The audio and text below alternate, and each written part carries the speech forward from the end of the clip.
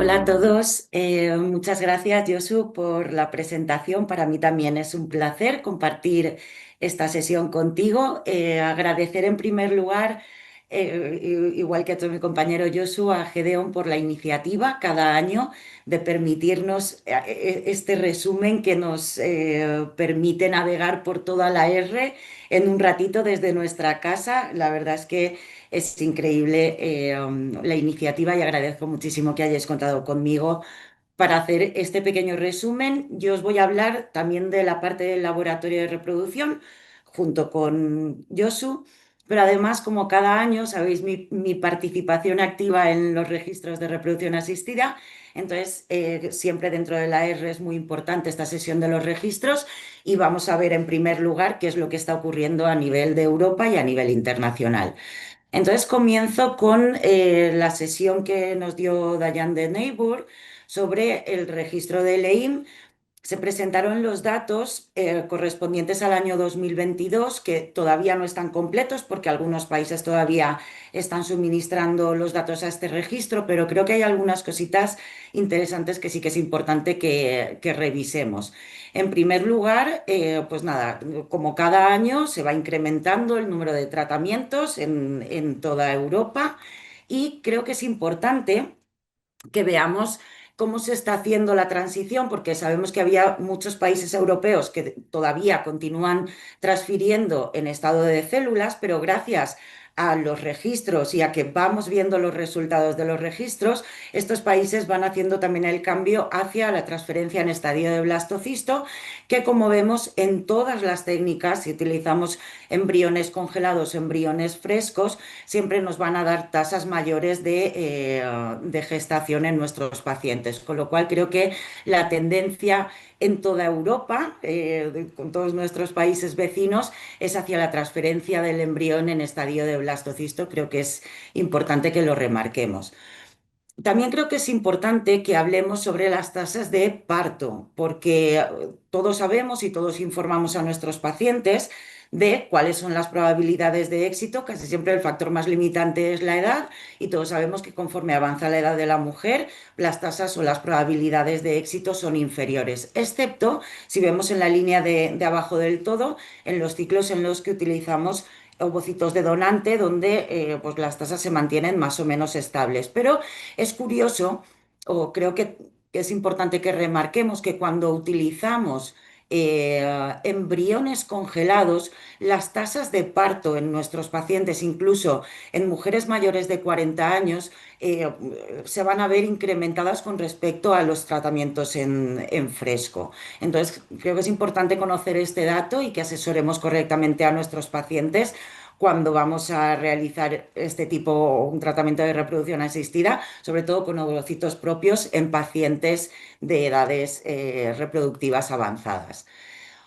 Por otro lado, en esta misma sesión de los registros, el doctor Carlos Calaf de Portugal nos habló sobre el proyecto EUMAR. Imagino que todos estaréis al día de este proyecto cofinanciado por la Unión Europea, en el que se está desarrollando, estamos desarrollando un registro que sea común para todos los países de la Unión Europea y además es un registro ciclo a ciclo. Lo bueno de este nuevo registro, el EUMAR, es que pues eso será aplicable en todos los países de la Unión Europea. Se ha desarrollado además una serie de parámetros o de variables con una puesta en común de varios países de la Unión Europea, lo que nos va a ayudar a estandarizar los datos que se van a recoger en toda Europa. Supongo que de otros años o cuando veis las publicaciones de LEIM, habréis visto pues, que hay países que reportan tasas de gestación del 50 o del 60%. Pero claro, lo que no pone en esos datos es que esos países están transfiriendo 4 o 5 embriones. Entonces es una forma de homogeneizar y de registrar de una forma más homogénea los datos de todos los países miembros. Aparte también hemos desarrollado una forma de registrar a todos los pacientes con un código único europeo. De esta forma vamos a poder trazar a todos los pacientes transfronterizos, por ejemplo, o los pacientes que dentro de un mismo país van de una clínica a otra realizando tratamientos. Entonces, en lugar de ver los datos de una forma más endémica dentro de una clínica, vamos a poder tener un registro que nos hable de pacientes, no de clínicas de reproducción asistida. El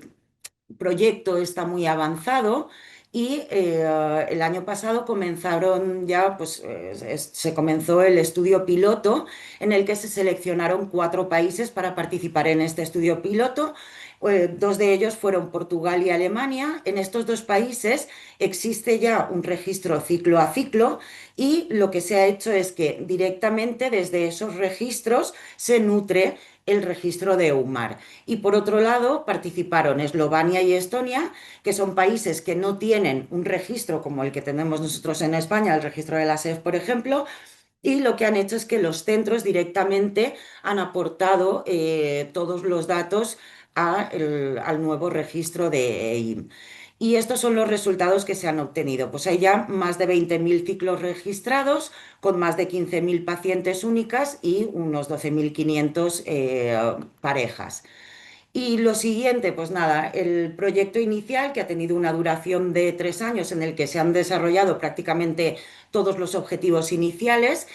finaliza el 12 de diciembre, bueno, en diciembre de este mismo año, y habrá una conferencia en Bruselas donde se expondrán pues todos los datos y todo el trabajo que se ha hecho a lo largo de estos 3 años. Y lo que sí que os quería informar es que el proyecto se va a extender porque todavía hay cosas que se tienen que terminar de pulir para poder finalizar este proyecto y tener esta plataforma disponible para todos los países de la Unión Europea.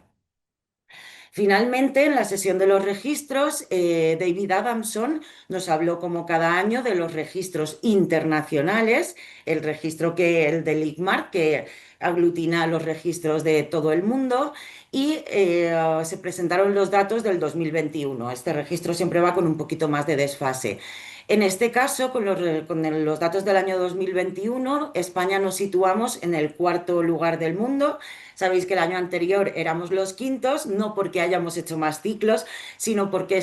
en este registro, en el del año 2021, China, que es el mayor contribuidor de ciclos del mundo, no participó en el registro. Entonces nosotros hemos quedado los cuartos del mundo. Y así tendencias importantes, pues si vemos un poquito cuál es la efectividad de los tratamientos, pues en cuanto a las tasas de parto, vemos lo mismo que vemos en nuestro país. El registro del ICMAR, como está un poquito dominado por Estados Unidos, lo que diferencia muy bien es los ciclos con PGT, sobre todo PGTA. Sabemos que en muchos países pues, está bastante extendido el uso del PGTA para prácticamente todos los pacientes y vemos que en este tipo de tratamientos es donde se consiguen las mayores tasas de parto, seguida de las transferencias de embriones congelados y la donación de ovocitos, evidentemente. Con respecto a la single embryo transfer, también es una tendencia a nivel mundial. Vemos que a lo largo de los años se han ido incrementando el número de transferencias de embrión único cuando aglutinamos los datos de todos los países del mundo. Y algo muy interesante que presentó también David, y es una publicación que se ha publicado este mismo año en el Fertility and Sterility, y es la estimación de los niños que han nacido a lo largo de los años, o desde que se tienen registros, mediante técnicas de reproducción asistida. Y se estima que estamos actualmente entre unos 10 millones y 13 millones de niños nacidos por técnicas de reproducción asistida. Y bueno, voy a pasar ya, dejamos los registros aparte, me voy a centrar un poquito más en la parte del laboratorio y en la reproducción asistida desde la parte más clínica. Hubo una sesión el martes que hablaba de pues, incorporar la inteligencia artificial a la práctica clínica Y hubo una primera charla del doctor Ariel Howitz que nos hablaba de pues, las diferentes partes de nuestro día a día que se pueden ver favorecidas por el uso de herramientas de inteligencia artificial. Nos expuso algoritmos para predecir cuál es el mejor momento para el trigger, para obtener más ovocitos y tener más blastocistos disponibles. Algoritmos también para predecir la ovulación, sobre todo en ciclos de embriones, transferencias de embriones congelados o de inseminación artificial. Pero hubo una parte que creo que desde el laboratorio es bastante interesante, y es que han desarrollado un algoritmo basado en Machine Learning que en lo que nos puede ayudar dentro del laboratorio o dentro de la clínica en general es en el equilibrar la carga del trabajo dentro del laboratorio. Entonces, la plataforma lo que nos va sugiriendo es diferentes días para dar el trigger a nuestras pacientes. De este modo podemos más o menos modular y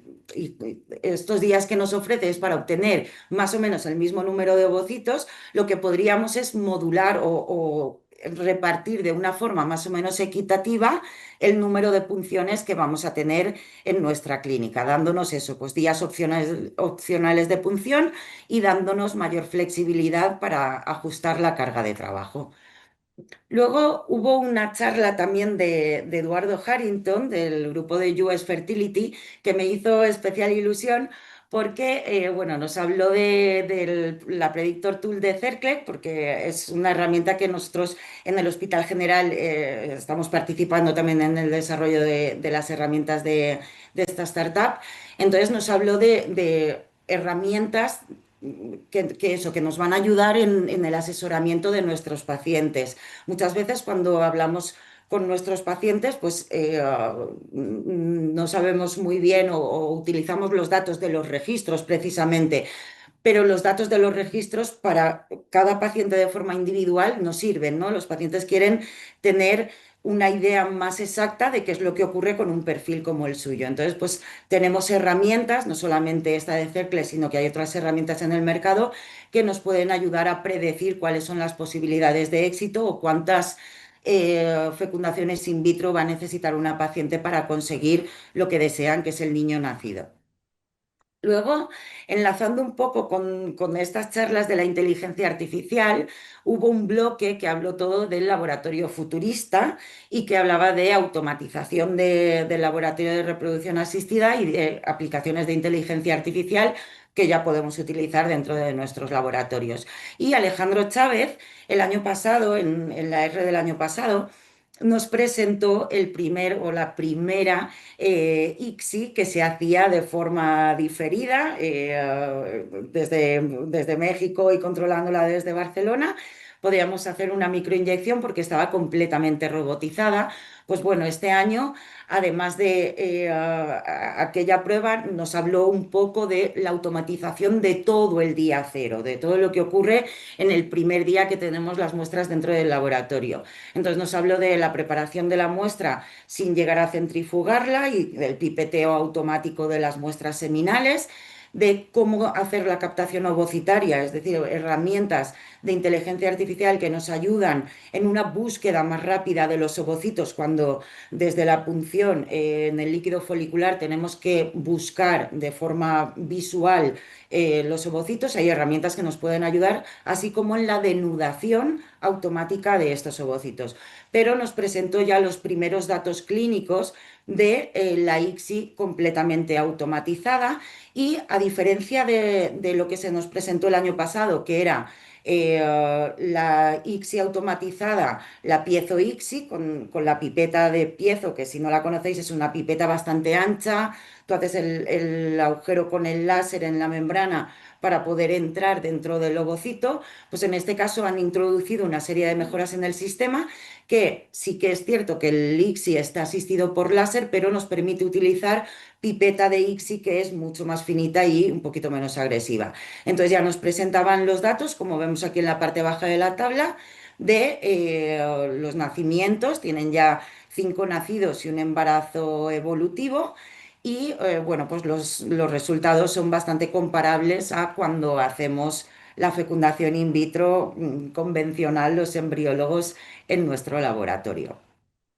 Y continuando con la automatización, pasamos a una charla del grupo de Overture, que también sabéis que están automatizando partes de todo el trabajo que hacemos dentro del laboratorio de reproducción asistida. Nos presentaron en este caso el Davitri, que es un sistema de microfluidos para automatizar la vitrificación tanto de ovocitos como de blastocistos. Una cosa muy interesante de este sistema. Sabéis que el paso más crítico durante una vitrificación es la elución o la eliminación completa del medio de equilibrado y la sustitución por la solución de vitrificación. Eso a los embriólogos pues nos lleva un tiempo y tenemos que hacer sucesivos lavados de los ovocitos o de los blastocistos. En cambio, este sistema que opera mediante microfluidos, esta transición de un medio al otro es muy rápida, muy limpia y en 5 segundos tenemos un lavado completo de la solución de equilibrado. Además, consume menos cantidad de medios de cultivo y lo que han obtenido es,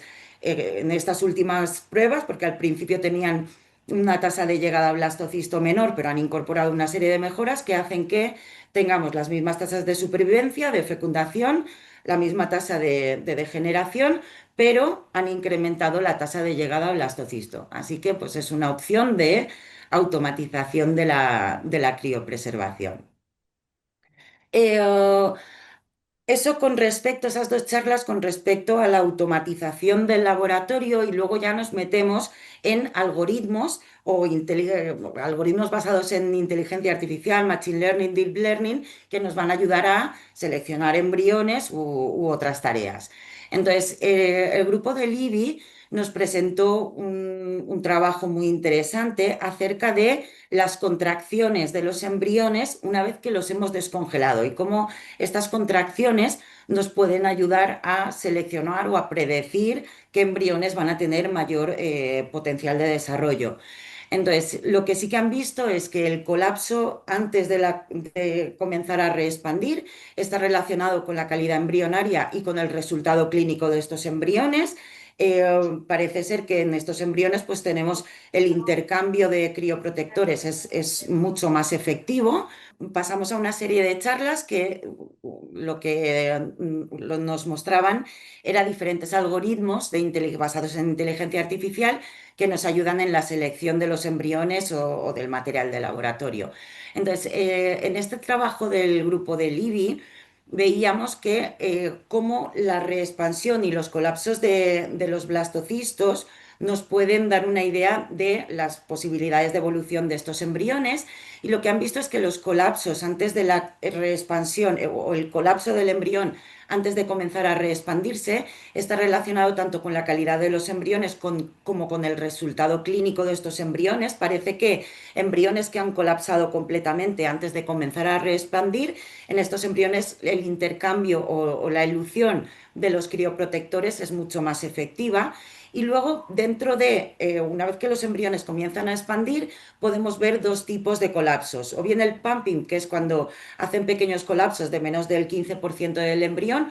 o colapsos fuertes del más del 15% del embrión. Lo que nos mostraban es que el pumping lo que nos predice es el hatching espontáneo de los embriones, la capacidad que tiene el embrión para hacer un hatching espontáneo, pero no está relacionado ni con la calidad del embrión ni con el resultado clínico. Sabemos que va a hatchear, pero no sabemos si implantará o no. En cambio, los colapsos fuertes, de esos del más del 15%, sí que están relacionados con la calidad embrionaria y nos van a dar más pobres resultados clínicos.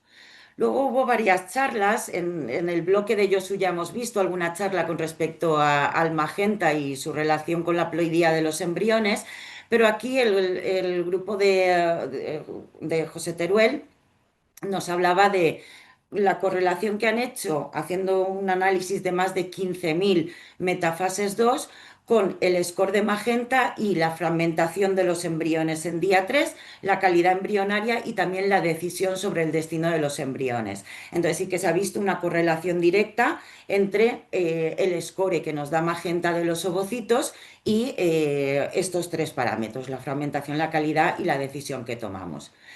Algo similar han encontrado este otro grupo, también con números súper elevados, son números que impactan mucho. Han analizado más de 14.000 metafases 2 de 2.300, de más de 2.300 ciclos, y lo que vieron también es que era que encontraron una correlación significativa del score de magenta con las tasas de fecundación, con la probabilidad del ovocito de llegar a blastocisto, con la calidad del blastocisto y también, como hemos visto en las charlas de Josu, con la ploidía del embrión. Cuando incluyeron otros parámetros dentro del modelo, como fueron la antimuleriana, la edad, el número de ovocitos recuperados, etcétera, vieron que el score de magenta era el más predictivo sobre estos factores que hemos visto. Y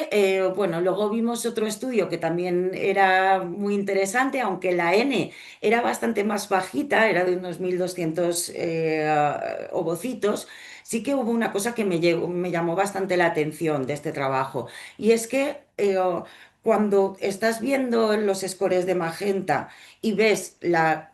predicción del número de blastocistos que podemos obtener a partir de una cohorte ovocitaria, lo que han visto este grupo es que el score de magenta es más optimista que la realidad. Siempre nos va a dar un poquito más de blastocistos previstos de lo que luego nos encontramos. Entonces, esto quizá nos hace pensar en cuánto afecta el factor masculino o esa otra parte que no estamos viendo cuando estamos utilizando un sistema que solamente nos está evaluando el ovocito, que estamos perdiendo de la otra parte, que es el factor masculino que no introducimos aquí. Al final, la conclusión de la autora era pues, que el sistema quizá hay que refinarlo un poquito más para que sea mucho más realista el escenario que compartimos con nuestras pacientes. Y luego, pues bueno, nos vamos a meter en el tema estrella, yo creo. El año pasado ya hicimos una pequeña introducción, ya lo veíamos como algo que iba a despuntar bastante y yo creo que a lo largo del año todos hemos oído hablar de la vitrificación ultra rápida y de la descongelación ultra rápida. Todo esto se basa, como todos sabemos, en reducir los tiempos, tanto del equilibrado durante la vitrificación como del tiempo de elución en el warming. Y la base científica de todo esto, lo primero, en cuanto al laboratorio, la ventaja es que vamos a reducir el tiempo de todos los procesos y podremos dedicar tiempo a otras tareas más hoy en día que la vitrificación o que la criopreservación forma parte sí o sí de nuestro día a día y además una parte muy importante, vitrificación de ovocitos, de embriones, etcétera. Eh, por otro lado, durante la vitrificación no solamente vamos a reducir el tiempo, que es una gran ventaja, sino que vamos a reducir el tiempo de exposición a crioprotectores, que al final son agentes tóxicos de nuestros embriones o de nuestros ovocitos. Y luego, cuando hacemos el warming este ultra rápido, que yo creo que todos ya lo conocéis, también lo que vamos a evitar es estar exponiendo a nuestros ovocitos o a nuestros embriones a bajas temperaturas, que lo que van a hacer es que, pues, si estamos a 37 grados desde el inicio del proceso, que la repolarización del uso sea pues quizá un poquito más rápida. Eh, Empezó la sesión y me quedé muy sorprendida porque la primera charla de la sesión nos mostró resultados no todo lo buenos que estamos acostumbrados en los papers que se están publicando desde el año pasado. Entonces, sí que estos autores, lo que el trabajo que nos presentaban eran 200 embriones que de día 5, de día 6, blastocistos, que se donaron para investigación. Lo que hacían es que los descongelaban con el One Step, con el método ultra rápido, en una solución 0,5 molar de sacarosa, y luego lo que hacían era vitrificarlos o bien de forma estándar o con una vitrificación ultra rápida. Luego los descongelaban de nuevo con el fast warming y veían pues eso, las tasas de supervivencia, la reexpansión y la calidad embrionaria. Sí que encontraron que las tasas de supervivencia y las tasas de reexpansión de los embriones eran equivalentes, pero veían en la vitrificación y desvitrificación ultra rápida embriones de peor calidad y con más focos degenerativos, lo cual pues llama un poco la atención porque ya os digo, es un poco diferente de lo que estamos viendo en todas las publicaciones que están saliendo hasta la fecha. Entonces, bueno, pues la autora nos decía que todavía hay que optimizar estos protocolos para comenzarlos a utilizar de forma clínica.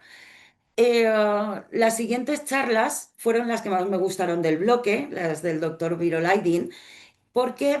nos hablaban no solamente de eso, de supervivencia o de morfología de los embriones una vez que hemos congelado o descongelado con este protocolo ultrafast, sino que ahondaba un poquito más en el comportamiento de estos embriones. En primer lugar, lo que vieron es cómo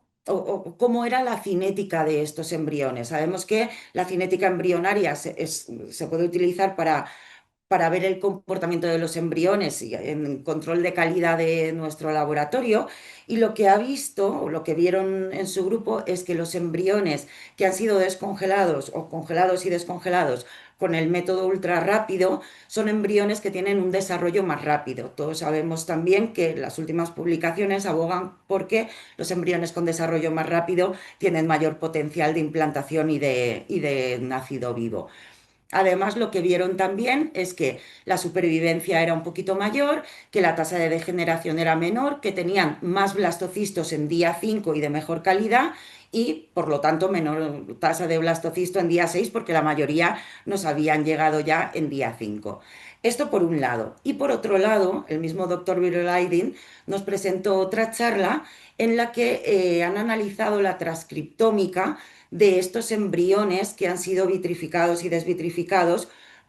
o bien con los protocolos convencionales o bien con los protocolos ultrafast. En definitiva, comparados con embriones en fresco, lo que han visto es que la vitrificación ultra rápida mantiene los perfiles transcriptómicos más parecidos a un embrión en fresco con respecto a la vitrificación convencional y sobre todo con respecto a los genes que protegen a los embriones o a los ovocitos de todo el estrés que rodea pues, todo el tratamiento de fecundación in vitro. Entonces es bastante tranquilizador que este tipo de protocolo, el protocolo ultrafast, parece que nos da más tranquilidad a la hora de cuál va a ser el posterior desarrollo de los embriones o los ovocitos que han sufrido este tipo de criopreservación. Otra charla, en este caso de Mina Popovic, también nos hablaba un poco del desarrollo posterior de estos embriones. Sabéis que ellos tienen un proyecto de investigación en el que han cultivado embriones que han sido donados para investigación hasta el día 12 de cultivo y han analizado la ploidía de estos embriones tras 12 días de cultivo. Pues bien, ese mismo protocolo de investigación lo han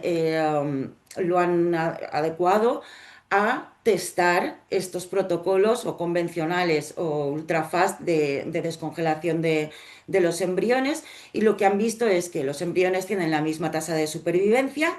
que las tasas de fijación a las placas de cultivo donde ellos los cultivan hasta el día 12 también son las mismas y también han visto los mismos resultados en cuanto a la ploidía de los embriones. Con lo cual, pues eso, este tipo de trabajos también nos da bastante tranquilidad para comenzar a utilizar este tipo de protocolos en nuestro laboratorio. Eh, Otro grupo de Turquía también nos presentaban sus primeros datos con respecto a la vitrificación ultra rápida y lo que han visto es que con la vitrificación ultra rápida, igual que Viral, los embriones se reexpanden más rápido, que sabemos que está relacionado con mayor potencial de implantación, que tienen mejores resultados clínicos, evidentemente, y lo que es más importante, los mismos resultados perinatales en los bebés nacidos con la vitrificación ultra rápida. Lo que sí que me llamó muchísimo la atención es que cuando hablamos, eso es de la población general de embriones del laboratorio, pero si nos centramos únicamente en los embriones euploides, en los embriones euploides no veían estas diferencias y en embriones euploides parece que tanto el protocolo convencional como el protocolo ultra rápido ofrece los mismos resultados, lo cual es bastante curioso. O quizá nos está informando de que un embrión que tiene un alto potencial de desarrollo o de implantación, quizá tenga o soporte mejor todo el estrés que rodea todo lo que le hacemos en el laboratorio que un embrión que no es euploide. No sé, lo dejo ahí en el aire. Luego veíamos, pues eso, otras presentaciones que un poquito nos hablaban de lo mismo, de que al final los protocolos son equivalentes y que obtenemos más o menos los mismos resultados utilizando un tipo de protocolo u otro. Eh, um, Otra charla también,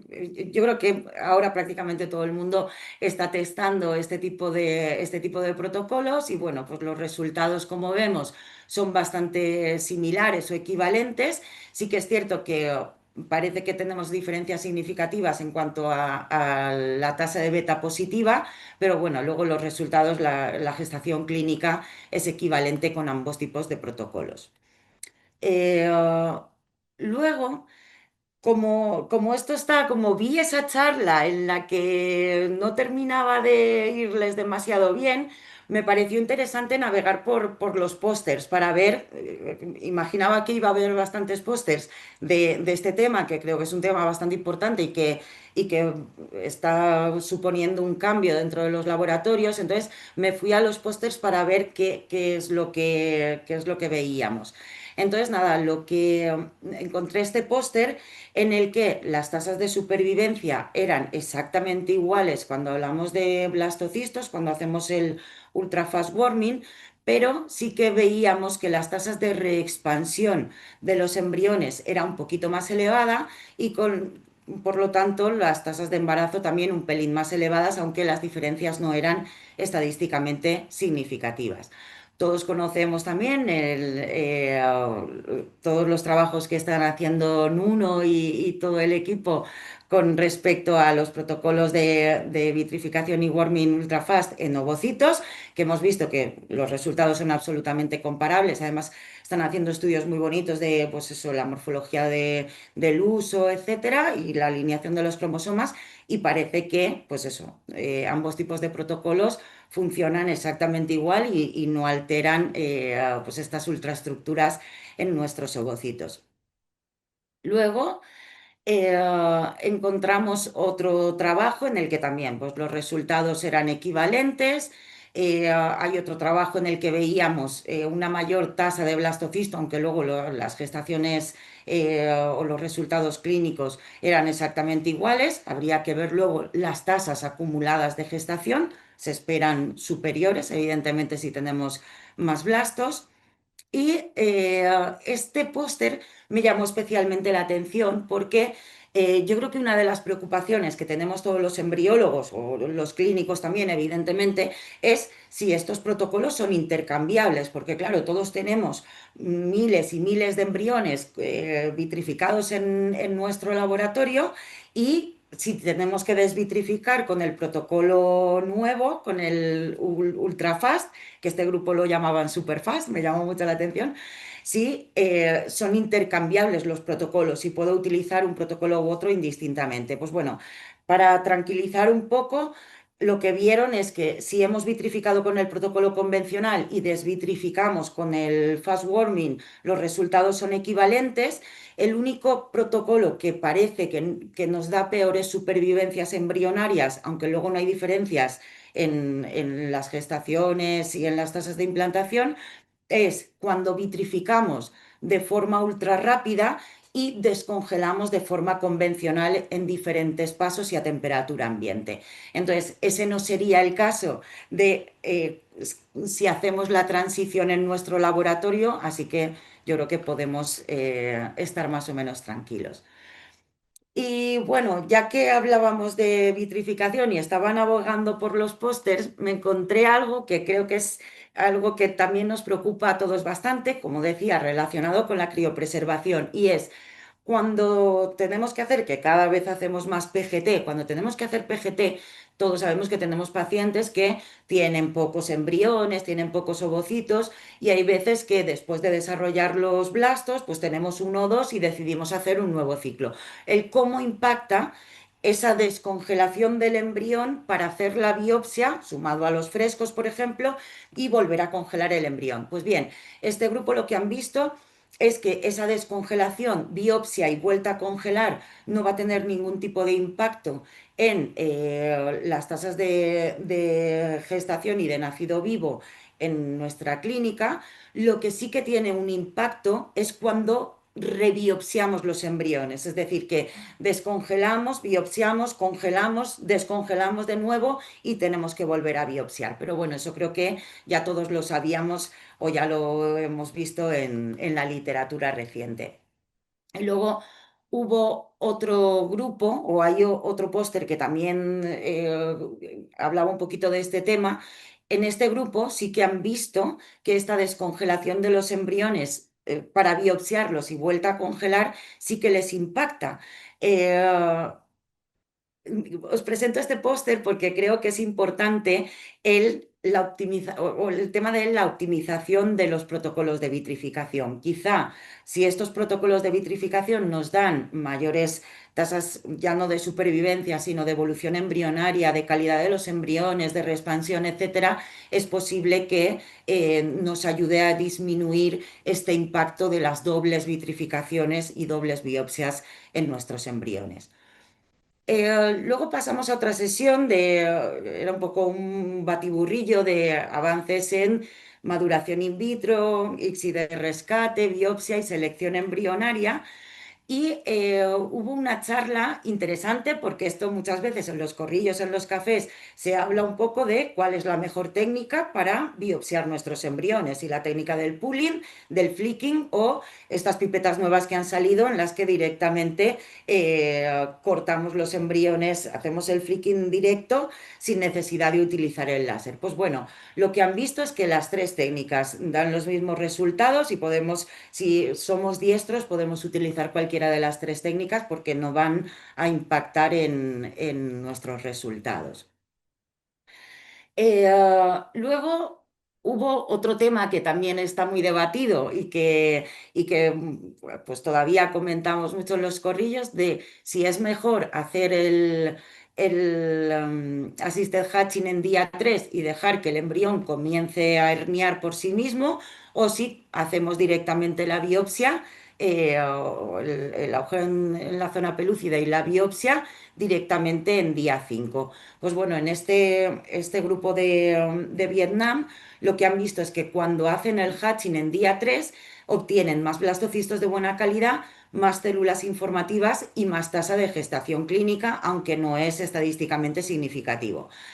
Lo curioso es que excluyeron del estudio todos los embriones que comenzaban a hatchear, cuando hacían el hatching en día 3 comenzaban a hatchear por la masa, o la masa era lo primero que empezaba a hatchear. Entonces, claro, el estudio está un poquito sesgado y yo creo que al final pues va a depender un poco de la logística de la clínica y creo que también está más que demostrado que cualquiera de las técnicas puede ser efectiva si la hacemos correctamente. Eh, Daniela Nogueira nos habló hablando de biopsia embrionaria, ya que es algo que se está extendiendo tanto, nos habló un poco de cómo influye el timing en el que hacemos la biopsia en nuestros resultados. Entonces, muchas veces hemos visto que llegamos el día 5 y el blasto, pues bueno, está todavía expandiendo y hay veces que decidimos dejarlo hasta el día siguiente para que haya terminado de expandir o que tenga más células del trofoectodermo. Pues bien, ellos han encontrado una relación directa entre la tasa de nacido vivo y el tiempo que pasa desde que el embrión se pega completamente a la zona pelúcida, el tiempo de expansión completa y el momento en el que hacemos la biopsia. Y en embriones que van un poquito retrasados han visto que cuando dejamos pasar más de 8 o 10 horas desde este tiempo de expansión completa y la biopsia, las tasas de nacido vivo van disminuyendo. Entonces ella hablaba de si deberíamos ajustar los flujos de trabajo en el laboratorio para optimizar el momento de la biopsia de todos nuestros embriones. Bueno, queda ahí en el aire y es bastante discutible dependiendo del volumen de trabajo y del número de operarios en cada laboratorio. Luego, Teodora Popa nos hizo una presentación muy chula sobre, han hecho una revisión sistemática y un metaanálisis sobre rescate de ovocitos inmaduros y de ICSI de rescate en fallos de fecundación o en fecundaciones muy bajas, ya que, bueno, sabemos que Teodora es de Reino Unido y la HCA en sus guías prohíbe el rescate de la ICSI, directamente lo prohíbe. Y como sabemos que en algunas pacientes hay pacientes que sí que se podrían beneficiar de este tipo de técnicas de rescate de ovocitos inmaduros o de rescate de ovocitos no fecundados, pues han hecho una revisión de cuánto podría mejorar. Bueno, y continuando, cambiamos de bloque. Si hablamos de la selección de los espermatozoides, hubo un par de ponencias que fueron muy interesantes porque nos hablaba de herramientas que nos pueden, sabemos que hay herramientas para seleccionar los espermatozoides en tiempo real cuando estamos haciendo la ICSI, pero han desarrollado unas herramientas basadas en inteligencia artificial que nos ayudan a seleccionar los espermatozoides en tiempo real en biopsias testiculares. Sabemos que siempre tardamos o perdemos mucho tiempo en la búsqueda de estos espermatozoides. Estas herramientas, tanto esta como la que nos presentó el siguiente grupo, nos van a reducir mucho el tiempo de búsqueda y encuentro de estos espermatozoides de biopsia testicular. Creo que es algo con muchísima utilidad dentro de nuestros laboratorios. Luego, para finalizar, vamos con este último bloque que nos introducía dentro de algunos dismorfismos que nosotros vemos dentro del laboratorio y su impacto sobre el desarrollo de los embriones. La primera es una charla bueno, del grupo Genera, IBI, etcétera, que nos hablaba de que han estado analizando el movimiento de los embriones o de partículas dentro de los embriones y cómo estos movimientos nos puede ayudar en la selección o movimientos diferenciales entre los embriones que van a llegar a blasto o que no van a llegar a blasto. Nos introducían el concepto de optical flow, donde eso se analiza el movimiento de secuencias de imágenes y podemos estimar su velocidad y cómo estos algoritmos de movimiento, no solo de imagen estática, nos puede ayudar a diferenciar entre embriones que evolucionarán o que no evolucionarán. Luego algo que tiene mucho impacto también en los resultados de nuestros tratamientos son las divisiones directas. Este grupo ha hecho un trabajo súper interesante sobre los embriones que hacen una división directa desde el estadio de 2 células, pasa directamente a 5 células y han visto que casi todos estos embriones evidentemente terminan en bloqueos embrionarios, pero hay algunos que alcanzan el estadio de blastocisto. Cuando esta división, la primera división no es una división completamente sincrónica, que ocurre en la mayoría de los embriones, simétrica, perdón, siempre cuando se produce en la célula más grande de las dos, es mucho más perjudicial, porque supuestamente esa célula más grande es la que va a formar el embrión, el epiblasto. Entonces, si alcanzan el estadio de blastocisto, o tenemos que seleccionar embriones basados o solamente tenemos embriones que han hecho estas divisiones directas, seleccionaríamos los embriones en los que ha ocurrido en la célula más pequeñita. Entonces creo que es un dato bastante importante para ayudarnos en la selección si solo disponemos de este tipo de embriones. Otro tema muy interesante son los strings, que al inicio, bueno, hace muchos años se pensaba que era algo perjudicial, pero hoy en día se ha visto que aparecen cuando el blastocisto se está expandiendo, aparecen en pues, casi el 75% de los blastocistos que tenemos en el laboratorio. Y lo que se ha visto es que su presencia está relacionado con los resultados clínicos y que nos dan embriones de mayor calidad y en pacientes más jóvenes, pues lo vemos con más frecuencia, es decir, que la presencia de los strings es algo de buen pronóstico y este grupo lo que han visto es que el embrión que presenta estas cadenitas, los strings, tiene el doble de posibilidades de implantación que el embrión que no. Otro grupo nos presentaron una revisión sistemática y metaanálisis que han hecho sobre el tema y han visto que lo mismo, que su presencia está relacionada con una mayor tasa de nacido vivo, gestación clínica, mejor calidad embrionaria y cinética más rápida, que no se asocia con tasas de aborto, que cuantas más strings tenemos, mejor calidad tienen los embriones y que cuanto antes aparecen, mejor son nuestros embriones también. Y con esto pues doy por finalizada este resumen de mi parte. Muchas gracias.